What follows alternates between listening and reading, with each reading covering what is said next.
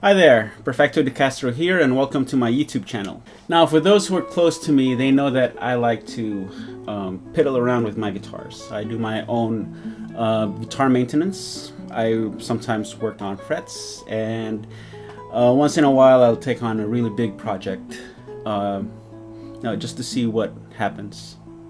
Earlier this year at the Winter NAMM show, I played a really neat guitar built by Kenny Hill of Ben Lamont, California. It's his stand-up model, which features a wedge-shaped body.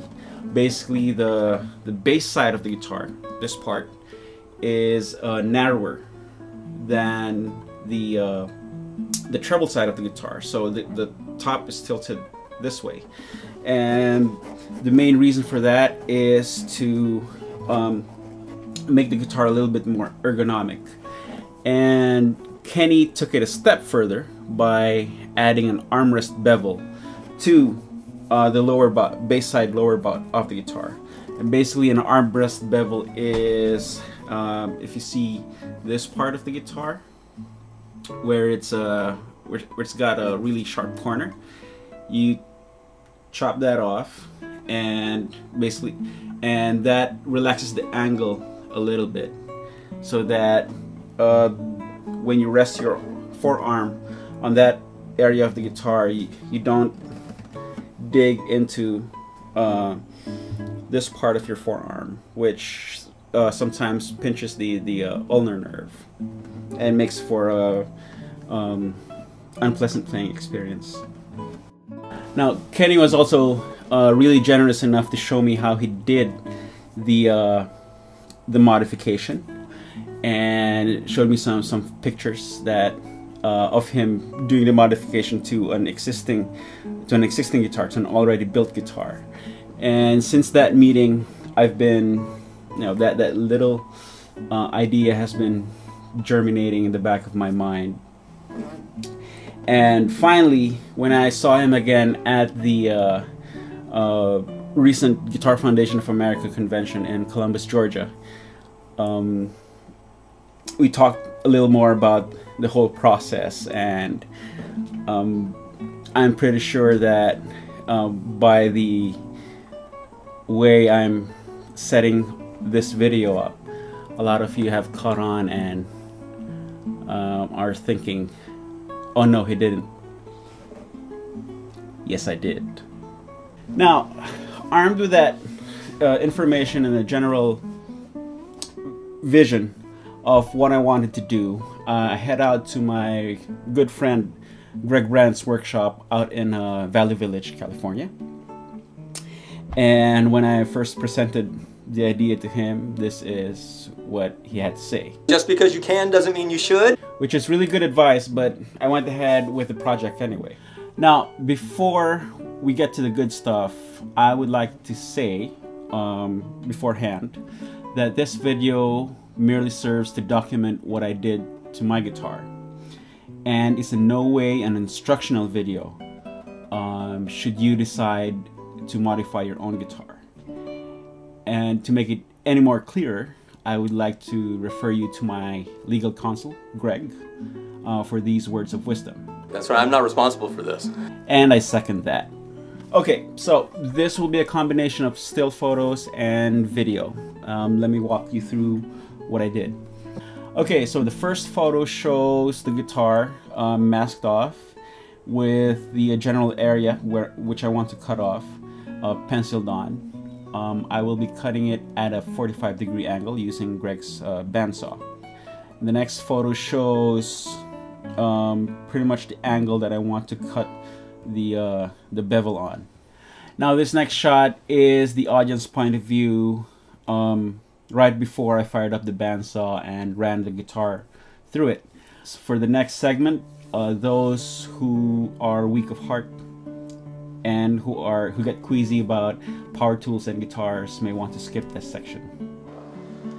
Okay, so I'm gonna cut a bevel armrest into this guitar, and we'll see how it goes. Okay, fire in the hole.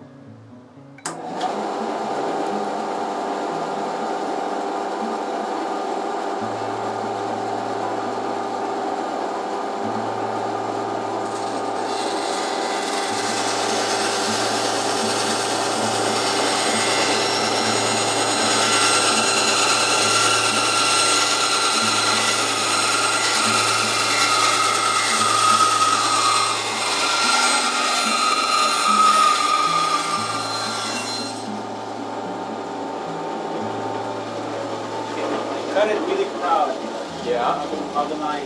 Do you feel comfortable nibbling a little bit more? Well, actually has a really nice surface for the gluing part.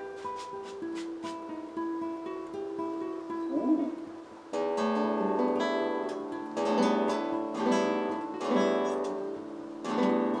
A sound port. It's not stereo.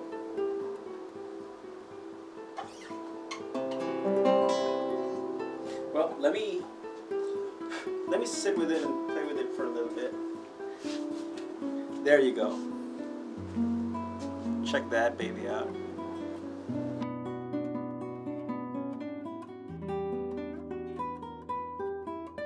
Next up, we needed to clean up that newly cut gaping hole. So we fired up the belt sander and sanded it flush to make the gluing surface a little more even. Now this next still photo shows you the newly cut hole after it's sanded. This next few shots shows me shaping the rosewood bevel cover, cutting it on the bandsaw and shaping it, and fitting it onto the newly cut bevel on the guitar body.